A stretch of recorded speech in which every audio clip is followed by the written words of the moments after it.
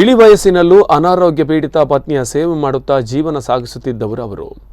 ಅರ್ಚಕ ಕುಟುಂಬದಿಂದ ಬಂದ ಜೋಯಿಸರು ಇತ್ತೀಚೆಗೆ ಪಾರ್ಶ್ವವಾಯುಗೆ ತುತ್ತಾಗಿ ಆಸ್ಪತ್ರೆ ಸೇರಿ ಮನೆಗೆ ಮರಳಿದ್ದಾರೆ. ಪಿಯುಸಿ ಕಲಿಯುತ್ತಿರೋ ಮಗಳು ವಿದ್ಯಾಭ್ಯಾಸ ಮುಂದುವರಿಸದ ಸ್ಥಿತಿ ಎದುರಾಗಿದೆ. ಇಂತಹ ನೋವಿನ ಸ್ಥಿತಿಯ ಕುಟುಂಬದ ಕತೆ ಇದು. ಚಿಕಿತ್ಸೆಗಾಗಿ ಸಾಕಷ್ಟು ವೆಚ್ಚವಾಗುವುದರಿಂದ ಸಹೃದಯ ದಾನಿಗಳ ನೆರವು ಬಯಸಿದ್ದಾರೆ.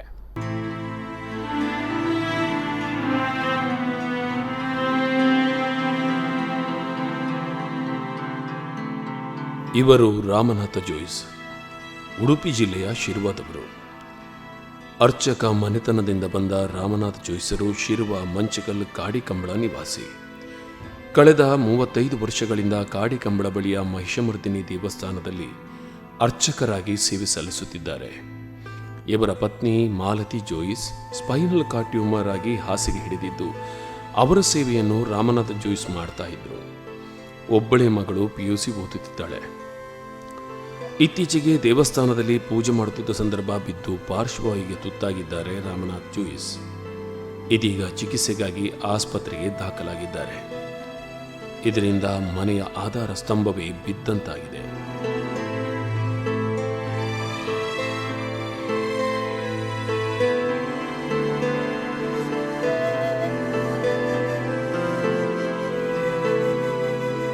ವರ್ಷದಿಂದ ಇಲ್ಲಿ ಪೂಜೆ ಮಾಡಿಕೊಂಡಿದ್ದೆ.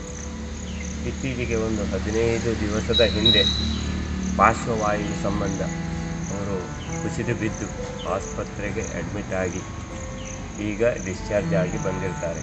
ಇನ್ನು ಫಿಸಿಯೋಥೆರಪಿ, ಮಾಲೀಶ್, ಇನ್ನು ಏನು ಮಾಡೋದಂತ ನಮಗೆ ಗೊತ್ತಾಗೋದಿಲ್ಲ.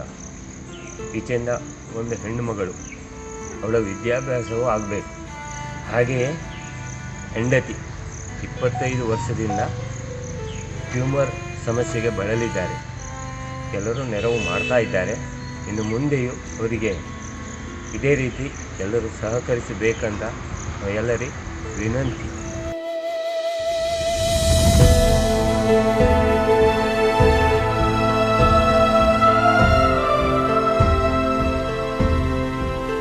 ಪತ್ನಿಯ ಸೇವೆ ಮಾಡುತ್ತಾ ಮಕ್ಕಳ ವಿದ್ಯಾಭ್ಯಾಸದ ಖರ್ಚು ವೆಚ್ಚಗಳನ್ನು ನೋಡುತ್ತಾ ದಿನ ಕಳೆಯುತ್ತಿದ್ದ ಜೋಯಿಸರು ಸದ್ಯ ಏಳಲಾಗದ ಸ್ಥಿತಿಯಲ್ಲಿದ್ದಾರೆ. ಜೋಯಿಸ್ ಪತ್ನಿಯ ಚಿಕಿತ್ಸೆಗೆ ಸುಮಾರು 6 ಲಕ್ಷ ರೂಪಾಯಿ ವೆಚ್ಚವಾಗುತ್ತಿದೆ. ಇನ್ನು ರಾಮನಾಥ್ ಜೋಯಿಸರ ಚಿಕಿತ್ಸೆಗೂ ಬಹಳ ವೆಚ್ಚ ತಗಲುವ ಸಾಧ್ಯತೆ ಇದೆ.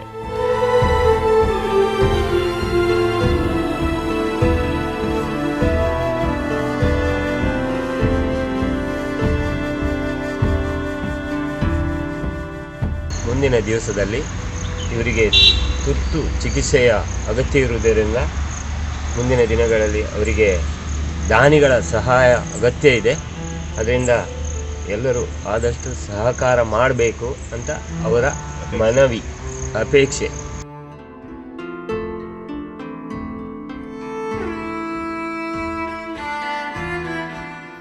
ಇವರ ಪರಿಸ್ಥಿತಿಯನ್ನು ಗಮನಿಸಿದ ದಾನಿಯೊಬ್ಬರು ಮಗಳ ವಿದ್ಯಾಭ್ಯಾಸದ ಖರ್ಚು ವೆಚ್ಚಗಳನ್ನು ಭರಿಸುತ್ತಿದ್ದಾರೆ.